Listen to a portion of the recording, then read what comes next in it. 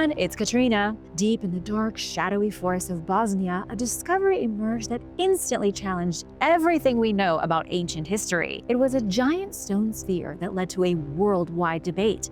Was it made by humans, or was it natural? It looks like a cannonball for a giant, or maybe a crashed alien escape pod, but the question is this the ultimate proof of a lost advanced civilization, or just the world's biggest, most beautiful rock? The truth behind the giant Bosnian sphere is more complicated and mind-boggling than you might think. The giant stone sphere. The Bosnian stone sphere may be the largest stone sphere in Europe, and perhaps the world.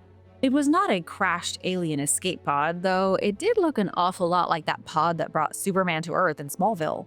It also was not a medieval cannonball or the recent Buga sphere spotted in Colombia. No, my friends, this was a stone sphere, a really big one. It weighs between 8,000 and 10,000 pounds. And according to Dr. Sam Osmanagic, this wasn't just a rock, it was a revelation. Dr. Sam Osmanagic is known as the Bosnian Indiana Jones. He is a businessman turned explorer who is no stranger to controversial discoveries. Was the giant stone sphere carved by an unknown civilization with an intimate understanding of geometry, gravity, and heavy lifting? Or is it just a concretion, nature's way of creating giant marbles for fun? Measuring nearly 5 feet across and potentially weighing over 30 tons, the Bosnian stone sphere instantly rocketed to fame as what might be the biggest rock sphere in the whole of Europe. Found half submerged in forest soil, this orb has a reddish-brown surface, likely from iron oxide, that is so smooth you'd be forgiven for asking where the polishing crew went.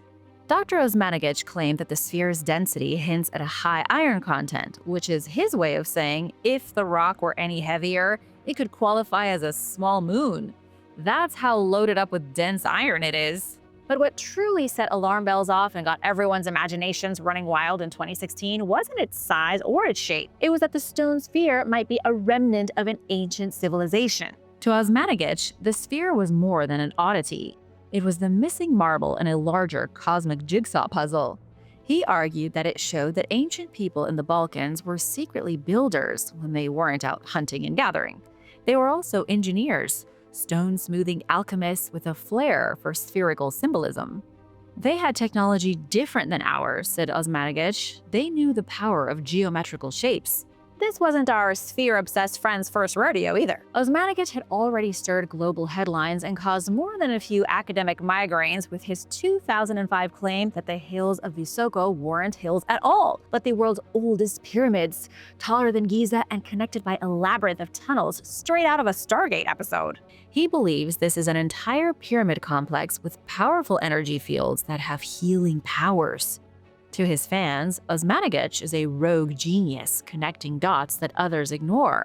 To his critics, he is giving geological formations a little too much personality. Is the sphere a natural rock or something more? It's such a simple question, but answering it is proving really difficult. One of Osmanagic's biggest critics is Mandy Edwards of the University of Manchester, who rolled in with a more down-to-earth explanation for what was pried out of the dirt. Mandy says the rock is nothing more than a concretion. Not a conspiracy, not lost knowledge, just minerals doing what minerals do. In this case, precipitating, compacting, and forming spheres in sediment over thousands of years. Concretions are very real and can be found all over the globe. They look like bowling balls trapped in stone or earth, but are the rocky equivalent of snowballs. They start out as tiny bits of debris and over time grow into massive concretions that some people mistake for alien pods. That beautiful iron sheen on the stone is a common feature of naturally formed concretions. The perfect shape, its geological symmetry, isn't as rare as you might think. It just doesn't get Instagrammed that often. So while Osmanagic is saying it's an example of prehistoric humans coming together to carve a giant, perfect orb for unknown reasons, Mandy says this is a perfect example of nature doing weird stuff. So who the heck is right? Whose side are you on? The maverick explorer or the geologist? Is there a middle ground? As with most things in the Balkans, it's complicated. But one thing is certain. Bosnia isn't the only place on Earth with mysterious stone spheres.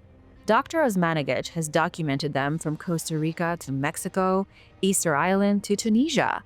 Some, like Costa Rica's famous granodiorite spheres, are indisputably man-made and pre-Columbian in origin, likely linked to the Dikis culture. Other spheres remain ambiguous.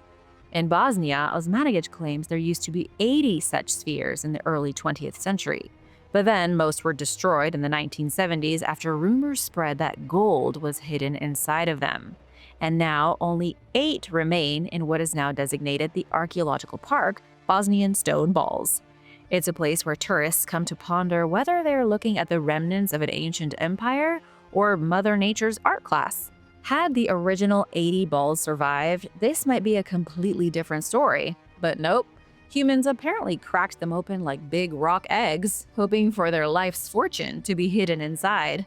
And hey, even if this sphere is a geological accident, that doesn't make it boring. On the contrary, it makes it awesome in a different way. It's amazing to think that nature, given pressure, time, and just the right mineral mix, can create a nearly perfect sphere bigger than a minivan. So what side are you leaning towards? Natural or remnant of a lost civilization? 300,000-year-old weapons.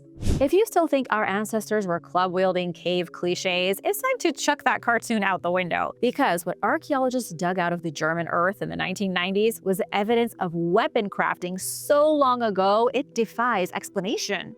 Seriously, it makes no sense. In Schöningen, Lower Saxony, scientists found cleverly designed weapons from 300,000 years ago. Not machine guns, but definitely the prehistoric equivalent. And what's extra amazing is that these weapons weren't even built by Homo sapiens. Before we existed, or maybe around our early days as a species, Homo heidelbergensis was king of the jungle. Homo sapiens were the new kids on the block, wandering around like chickens pecking at the ground. Meanwhile, heidelbergensis was planning, sculpting, and throwing with deadly precision. Turns out, early humans didn't just wake up one day, snap a branch, and chase dinner with it. They curated their first arsenal like a Silicon Valley tech bro curates his comic book collection. The weapons found in Germany in 1994 are double-pointed throwing sticks. Picture a boomerang's more serious cousin, built for speed and violence, and possibly for small children. More on that in a minute. These spears measure around 30 inches in length and boast sleek shafts of weaponized wood. Each of these ancient, although ancient might not be the right word, these spears are older than ancient, dating back to the primeval birth of humanity. Each one was stripped, carved, and sanded into form, likely from a spruce branch selected for its straight grain and flexibility. Both tips were then meticulously shaped, while the center was worn smooth from repeated handling. All those years ago, this was the most sophisticated technology on the planet. Forget about Egyptian levitation technology, secret pyramid batteries, and Greek automatons. This was the first real technological breakthrough, and it was used to kill. Doesn't get much more human than that, does it? This object was someone's personal murder stick. It also may have been the first projectile weapon ever designed, a sort of first step on the road to nuclear demolition. The Schöningen spears were launched not like a javelin, but with a rotational spin. Think boomerang minus the return policy. This throwing stick could travel nearly 100 feet, delivering enough force to take out a hare, a bird, or a deer. And given its balance and weight, it may have also doubled as a close-range stabbing weapon. It was lightweight, lethal, and if you broke it off while impaling your enemy, you could always find another branch to sharpen. Then again, calling it a sharpened branch is a little too dismissive of how important these artifacts are. As archaeologist Dirk Leder put it, the craftsmanship involved a full woodworking syllabus. There was cutting, debarking, carving, scraping, seasoning to prevent warping, and sanding for grip. All of this from a species whose supposed tech highlight was rock hit other rock. Finding these spears, these insanely advanced spears, has completely changed how people view our ancient ancestors. Homo heidelbergensis was smart enough to invent things at a time when Homo sapiens were still basically in diapers. Now here's where it gets even better. According to lead researcher Dr. Annemieke Milks of the University of Reading, these tools may have been used by the whole gang, including the kids. They were tools for apex hunters to take down game, but they were also wielded by youngsters, likely learning the trade from their elders. If you were 8 years old in Shoningen, you weren't learning algebra. You were learning how to chuck a stick at a moving deer like a prehistoric ninja. Ethnographic parallels from modern hunter-gatherer society show that children are often given scaled-down versions of adult weapons. They start with pretend play, then upgrade to training. You give them a small version of the weapon as toddlers, and then by the time they're old enough to hunt, using the spear is as natural to them as using their own hands. These throwing sticks were also about strategy. Since they were easier to launch than heavier thrusting spears, they opened up the possibility of group hunts.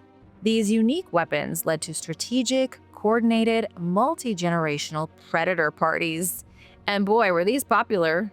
Between 1994 and 1998, archaeologists uncovered a stash of 10 wooden weapons at the Shoningen site, ranging from 6 to 7.6 feet in length, all meticulously crafted from spruce trunks. Stone tools had been used to shape them, which means this wasn't a one guy with a stick scenario.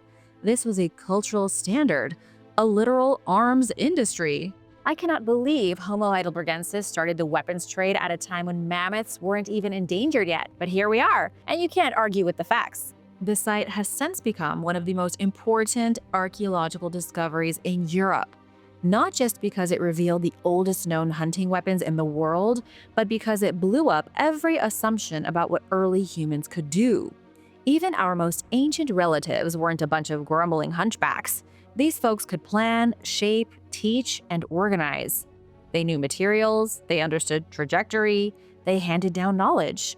That's not just human, that's civilization in the making. It really makes me wonder what happened to Homo heidelbergensis that prevented them from starting their own civilization, one that could have potentially competed with Neanderthals, maybe even with Homo sapiens. So the next time someone dismisses early humans as brainless brutes, hand them a diagram of a Shoningen throwing stick with polished knots and aerodynamic tapering, and then ask them to reproduce it using only rocks and a spruce branch. No pressure. And now for some ancient time travelers, but first, a big shout out to Gerard Molina and Jennifer Mack for supporting this channel. Thanks so much for watching. If you are new here, be sure to subscribe for more amazing discoveries. We've got a lot. Time traveling trainers. Imagine you're walking through the National Portrait Gallery, admiring the delicate brushwork, the moody chiaroscuro, the lace collars so stiff they could slice bread. Then you see it. There's a little white swoosh on a 17th century child's boot. In a painting made 300 years before Nike was a billion-dollar shoe empire, the company's logo appeared on a boot. Could this be some time travel hijinks? Was the swoosh painted on by a laughing tourist or a bored museum staff member? Or did the artist look into the future and see check marks on sneakers? Whichever way you slice it, it's weird. The painting in question is Portrait of a Boy, attributed to Dutch master Ferdinand Bol. He was one of Rembrandt's more disciplined pupils, known for capturing the Golden Age with such pious accuracy you could practically smell the tulip bulbs. The artwork features an 8-year-old boy holding a goblet, standing confidently with one hand on his hip, cloaked in black and white with knee-high socks and a bold auburn hue. It's all very normal until you look down. On his left foot, just barely catching the light, is what appears to be a pristine white Nike swoosh, arcing across the side of the boot like a message from Phil Knight himself. Now, you'd think a little detail like this would easily be spotted by an art historian or a Renaissance specialist, but that's not the case. It was first brought to museum attention by Fiona Foskett and her 23-year-old daughter Holly. They went to the museum expecting Vermeer and got Back to the Future Part 2 instead. But seriously, all fun and games aside, is this person wearing a pair of Nike trainers? That was Fiona's exact reaction when she clocked the sneaker anomaly. And honestly, it's a fair question because the resemblance is uncanny. The curved shape of the white highlight, the high ankle profile, the contrast with the dark leather, it's enough to send even the most skeptical viewer spiraling down the rabbit hole. The more grounded explanation is that this is simply a well-rendered highlight, perhaps a scuff or shine from the leatherwork meant to suggest texture or wear. But we all know which version is more fun. It's way more entertaining to believe this pint-sized gentleman is a time-displaced sneakerhead who got lost on the way to a Foot Locker and ended up immortalized on canvas. When asked about the mysterious tick, A spokesperson for the National Gallery handled the situation with the grace of someone who's fielded too many questions about iPhones and 19th century paintings. "We are delighted that this picture has been such a hit with our visitors," they said. The museum then capitalized on the controversy by encouraging people on social media to look closer at the boy's boots. Nothing sells 17th century Dutch art like the possibility of an 8-year-old wearing Air Max 90s. The art world always loves a little anarchy, and the archaeology world always loves a good mystery. So this case is right up everyone's alley, just like the iPhone woman in a 150-year-old painting who caught everyone's attention a little while ago, or the guy thumbing an invisible screen in a 1930s work. Is this a future trend of time traveling and being caught in ancient paintings, or is it all one huge coincidence? I'm not saying this is proof of a 17th century sneaker scandal. No one's suggesting that Ferdinand Boll had a side hustle designing sportswear for kids.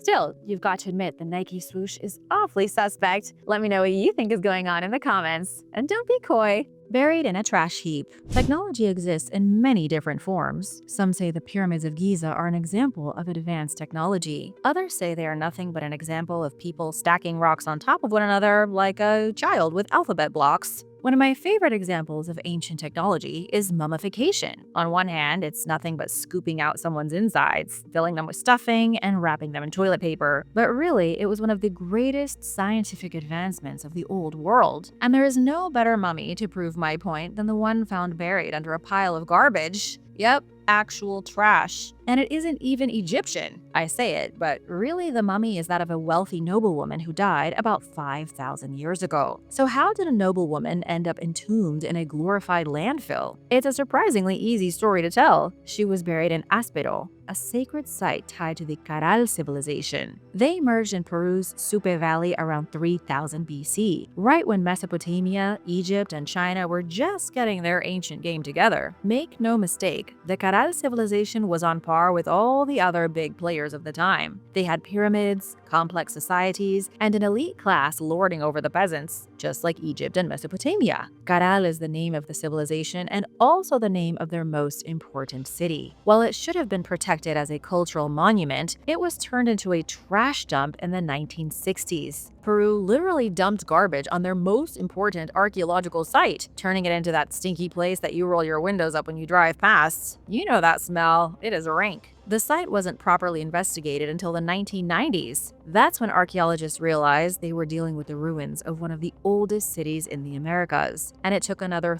30 years for them to find the mummy I'm about to wow you with. The newly found mummy was wrapped up like a ceremonial burrito in layer after layer of fabric. She came decked out in blue and gold macaw feathers, a headdress made of twisted threads, and some very impressive goods, suggesting she may have run the show. In her grave was a stone bowl, a straw basket, and a toucan's beak. In the ancient Caral civilization, exotic bird parts were status symbols. Imagine someone walking around with a toucan beak strung about their neck. Weird today, fashionable 5,000 years ago. Experts say her perfectly preserved skin, hair, and nails are almost unheard of in this region. And that brings me to the point I wanted to make about technology. It's not always beeps and shiny metal things. Technology goes hand in hand with knowledge. And whoever mummified this woman was extremely knowledgeable. In a place where the dry desert air usually strips everyone down to their bones after death, this woman came out of her grave looking like a runway model. Okay, that's a bit of a stretch. She's still ghoulish looking because she's been dead for quite a while, but she looks a heck of a lot better than everyone at your local graveyard. Her immaculate condition is only one half of an amazing discovery. The other half is the simple fact that this woman appears to have been a ruler. Until recently, most Caral elites archaeologists had found were men, but now the ladies are finally getting their comeback tour. Her cause of death is unknown. The advanced mummification process responsible for her preservation is a mystery. Even her bones are baffling. They show signs of physical labor, which is something elite people just don't do. But in Caral, the elite may have shared in the workload. It might be the only major city of the ancient world where the ruling class both sat on thrones and rolled up their sleeves to toil in the fields. Maybe they were all team players. Ancient Filipino seafarers. Long before Polynesians rode the waves across the Pacific, before Magellan's crew got lost and circled the globe, someone else had already mastered the ocean. And no, it wasn't some bearded European in a bear pelt. It was the prehistoric islanders of Southeast Asia.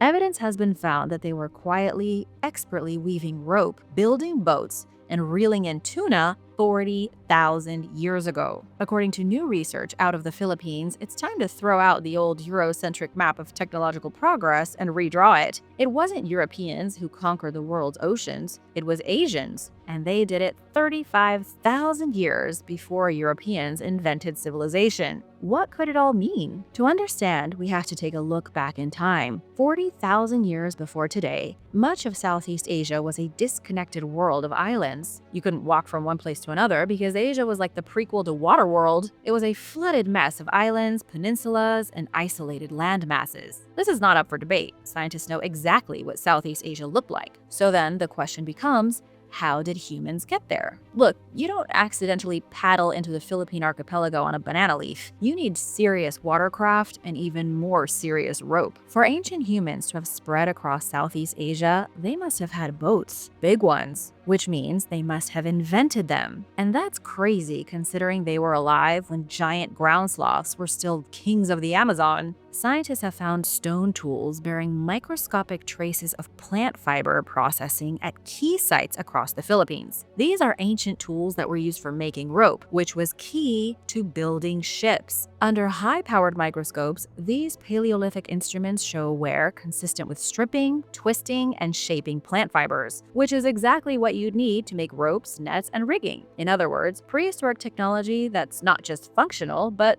nautical. They were building ships and weaving nets to catch fish, big fish. Scientists have found net weights, fish hooks, the fish bones themselves, and gorge-style lures. It all proves that fishing was going on here, and they were catching massive tuna, sharks, and deep-sea species that don't casually swim by the shoreline. So these ancient humans weren't just fishing, they were deep-sea fishing. But how? How did they know how to build boats and nets? How did they figure out where to go to catch deep-sea creatures? The remains found at these sites indicate the capacity for advanced seafaring and knowledge of the seasonal migration routes of various fish species. And if that's not advanced, I don't know what is. To really get to the bottom of this mystery, the same researchers who made this revelation have now launched the FLOW project. FLOW stands for First Long Distance Open Sea Watercrafts. The project is a collaboration with naval architects from the University of Cebu. The goal is to recreate the Paleolithic boats used by the ancient seafarers using the same raw materials and techniques as them. Using cordage woven from local plants and scaled-down models, the team aims to test seacraft performance over open water.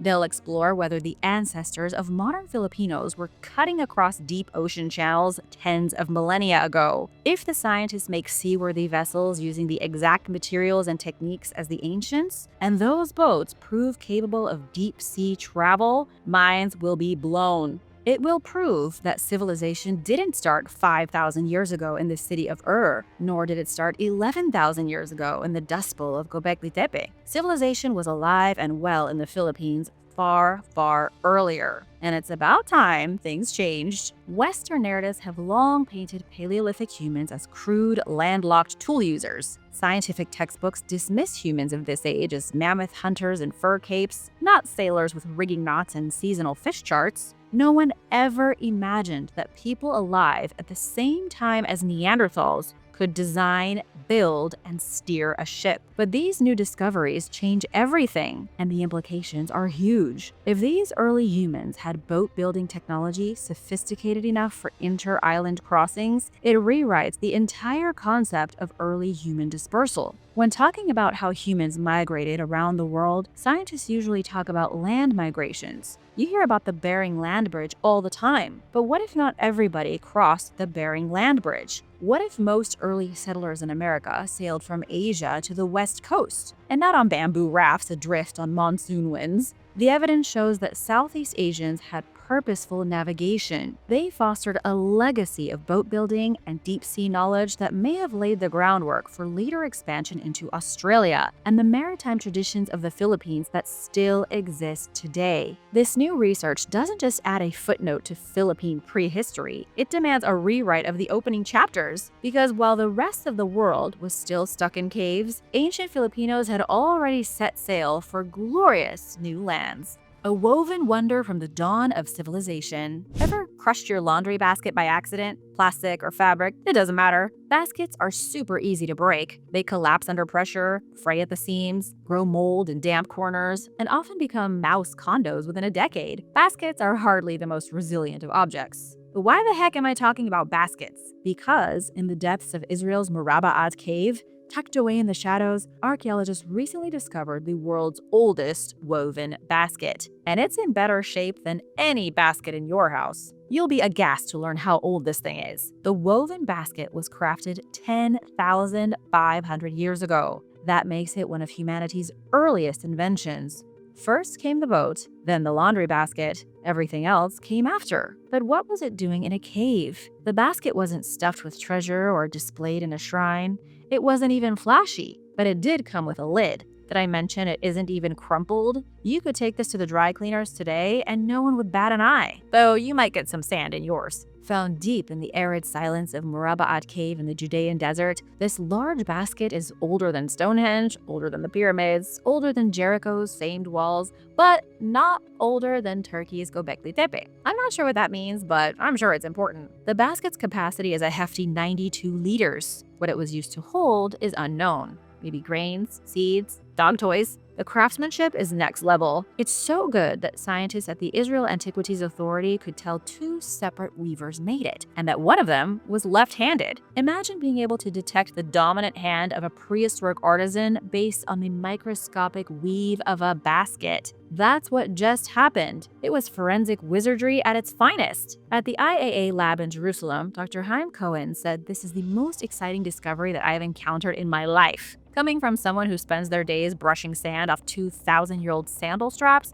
that's really saying something. The fact that this basket survived at all is miraculous. Organic materials are notoriously fragile over the long haul. They rot, burn, decay, or get eaten by goats. But thanks to the hyper-arid microclimate of the Judean desert and the fact that looters missed the basket when they raided the cave, this relic stayed intact for over 10 millennia. A little dry heat goes a long way when you're trying to dodge oblivion. Unfortunately, many other artifacts in the region haven't been so lucky. The cave survey that uncovered this basket is part of a broader rescue operation. It's a race against black market thieves to recover ancient items before they disappear forever, usually into private collections or shady auction houses. So far, the team has uncovered textiles with Roman-era dye still visible, 2,000-year-old combs with lice, biblical scroll fragments, rope, sandals, and seeds. It's an entire lost and found from antiquity. The basket, when it was found, was sealed shut like the world's oldest and most reliable Tupperware container. Although it was sealed, whatever had originally been inside was either removed or decayed beyond recognition a long, long time ago. The basket is also a glimpse into one of the most transformative eras in human development. The technology to build it is fairly simple, which is why you've got to read between the lines. The people who wove this basket were living during the pre-pottery Neolithic period. Agriculture was just emerging. Settlements were forming.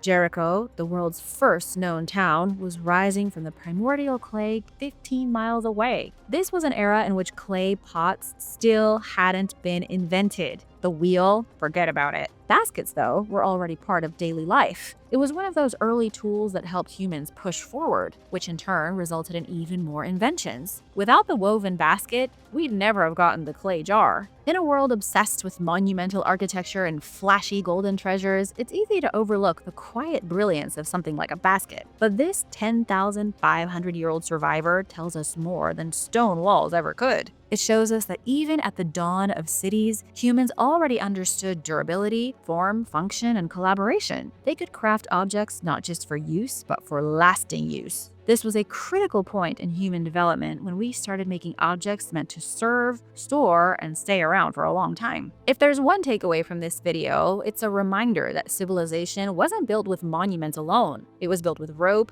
reed, and a steady hand. It was built upon the technological advancements of baskets, throwing spears, and boats. What's your favorite piece of ancient technology from today's video? Let me know in the comments, and thanks for watching!